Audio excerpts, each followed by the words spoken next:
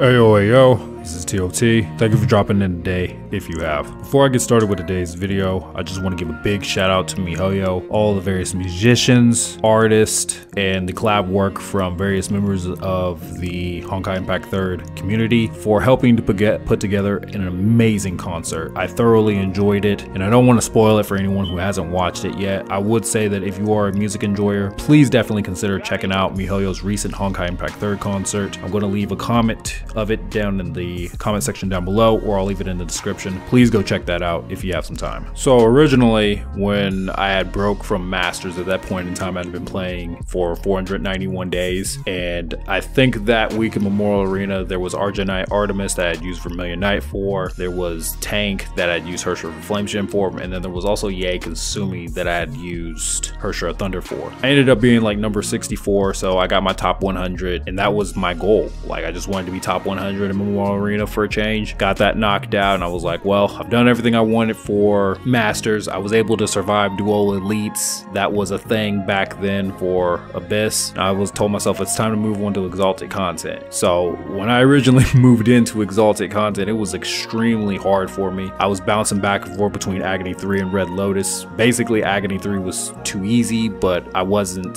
strong enough to maintain Red Lotus status. And from there, it took me a couple of patches. I reached the point to where I could actually maintain Red Lotus status. Now on the Memorial Arena side, when I had originally broke, my scores were horrendously bad. There was a lot of weeks where I would only be like top 12, top 13%. So a lot of time went by, 5.7 rolls around, and I'm finally at that point to where, at least for Abyss, I had broken into Nirvana. I wasn't able to retain, but I at least broke into it in 5.7 after about 220 days in Exalted. My Memorial Arena scores were still pretty bad in comparison. So fast forward from there, finally hit 6.0, finally got Hersher of Humanity, which was very huge for my account, because keep in mind, at this point in time, I had been using Memento Sakura and Argentite Artemis, and neither one of those characters have any time fractures in their toolkit whatsoever. So when I got Hersher of Humanity, she was like the final piece that I needed. And the first week that I got her, I was finally able to get that 2% for Memorial Arena, which was pretty huge for me. And then because of her, I was finally able to retain for a cycle in Nirvana content, which there'll be gameplay footage for that later on. So now that I've been able to achieve the goals that I've wanted to achieve for Honkai Impact 3rd, you know, I can pretty much just chillax now, try to hit those goals more consistently and kind of go from there. I'm not interested in top 0.2% or top 100. I'm not interested in top 100 for Nirvana and Abyss. I'm just mad chilling. Although with that being said, I do know that there's a lot of people that are way more competitive than I am, and I know the changing climate has been very rough for them, and that's what I want to speak on next. On an Exalted level from Memorial Arena, I do feel like there are people that are slowly losing motivation and playing it, and they're just getting burnt out just in general. And I think a big part of the reason is because at first, when we got the first SSS boss, I think a good number of people were like, oh, you know, probably not so bad. You know, one SSS boss, that's fine. I can make the adjustments, no big deal. But now that we have a second SSS boss in Memorial Arena, I think people are starting to think to themselves like, oh snap, we're eventually going to have all triple S rank bosses for Exalted content, which is going to basically kill off certain strategies. Like Newton B will be killed off in a lot of strategies. Blood Dance is going to be completely dead. That also means that Lightning Empress probably won't be viable anymore, because she's always been like one of the best options to go to for quick kills, because she's giving that initial SP battery boost, and it's probably not going to be a viable strategy anymore. And I think because of that, a lot of people are just getting burnt out, because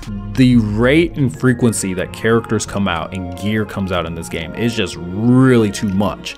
And sure, yeah, there's people out there that can drop 300 to 500 on a patch, but not everybody can consistently do that. And so I think with that being said, there's some people that's just pulling away, and it's like, you know what, I don't care about Memorial Arena anymore. And for some, they may not even care about the game in general anymore, because being able to compete is pretty important for some of these people. And I feel where some of them are coming from. I really do. Now, for me, the game transitioning away from Blood Dance and Newton B or these super fast strategies, it's actually very beneficial for me because I've never used Blood Dance. I did have one in the past, but I salvaged it basically. And then as far as like Newton B, I've only had one. And there's been team comps in the past I've literally used 2 or 3 Newton Bs for a single comp. So the game is transitioning in a way that benefits me, but it's not going to be a benefit for a lot of other people. And I don't know if it's going to be for the better or for the worse with this game going into the future. But I do understand why some people are having that competitive burnout as of right now. I get it. I think something else that doesn't help the situation for your competitive scene is when there are so many hackers in Memorial Arena, and every now and then they'll pop up in Exalted Abyss as well. I think a big issue with this is if you have a competitive player, especially if they are a paying one, I could see the gears running in their head in the aspect of like, you know what, I'm spending money on your game so I could be as competitive as I possibly can be, and then there's this hacker over here who's been playing for weeks that's outscoring me. Why in the world should I continue to spend money on your product, at least for competitive reasons, when you allow all this hacking to go on? And so I understand if somebody has that thought process and just being like, you know what, I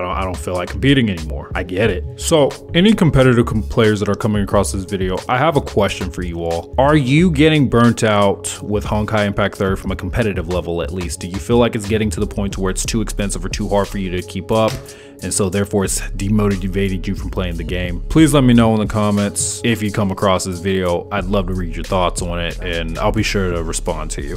I feel like being a semi-competitive player has been of great benefit to me, and it's allowed me to outlast some other players that have been like really hardcore competitive players. On the other hand, I know, for example, I've skipped at least 6 to 7 S rank gotcha sided characters, either because I didn't like them or I just didn't have the resources to pull for them. And I think that's, again, has been my biggest benefit. I'm the type of player that wants to do the best they can with what they have to work with. I'm not out here comparing myself to the next person. I'm just trying to do the best that I can do. There's always going to be people out there that are better than me from the aspect of how much time they put into their account, how much time they put into boss rotations, their research, or the amount of money that they put into their account just in general. You know, to each their own. This, me being semi-competitive, it just works for me. It doesn't work for everybody. So I've had the ability to play Hersher of Humanity for at least, I would say, at the point of making this video, for about a week. My rotations aren't optimal with her in any capacity, but I do have to say I really have enjoyed this character a whole lot. Just going off the design, just really quick, I think Mihoyo did a really big 5-head move with her by making her default like a wedding dress cosmetic. And the reason why I say this is because historically with a lot of these other characters in the game, Mihoyo at some point will release a wedding dress for them, but Mihoyo took it a step further this time, and they're like, you know what, we don't have to do double the work later on if we make her default the wedding dress itself. Big 5-head move from Mihoyo on that one. So now they don't even have to worry about that at all. And one thing that I noticed that was really interesting about Hersher Humanity is, unlike all of the other Hersher characters, whenever they go into their Hersher form, they typically end up with like longer hair. But for her, it's actually the opposite. When she goes into her truish Hersher form, her hair actually gets shorter. I like that little detail. I think the Bernard's fight is actually one of the best examples in this fight of showing off how good this character is. I remember some people talking about Silverwing, for example, and they would talk about how, well, enemies getting underneath the shield or getting through it, and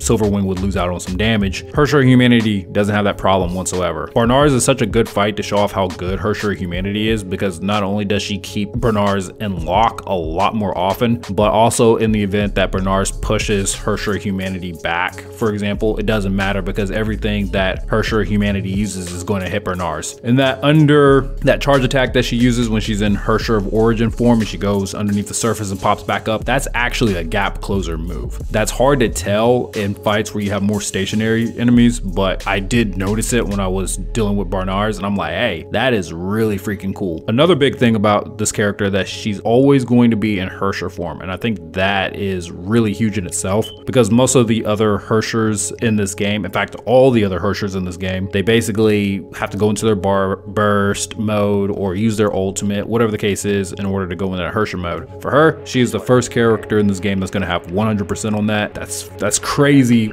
in itself. One thing that I would like to say though, I know Mihoyo will never see this, but 3 of the 4 of the last Hershers that we have gotten have been psychic type. We had Hersher of Thunder, released in 4.1. We had Hersher of Flameshin in 5.0. And now in 6.0, we've got Hersher of Humanity. Hersher of Sentience was in 4.7, if I remember correctly. She was bio, but the other 3 have been psychic. So Mihoyo, I just wish they would chill out on that altogether. I don't know how well Hersher of Humanity is going to do. She's obviously going to be the overarching, most powerful ice character. Very good chance for like the remainder of the game. I do know in 6.1, Hersher of Reason is going to be getting a pre-arm. That's going to bring her up, and she'll basically have her Hondo score, which is not really an ideal fight for Hersher of Humanity anyways because of type counter disadvantage. So I don't think that's really going to impact things too much. I do think I am satisfied enough with Hersher of Humanity's performance, and I'm probably going to be dropping Argent Artemis. I've been using her for a while.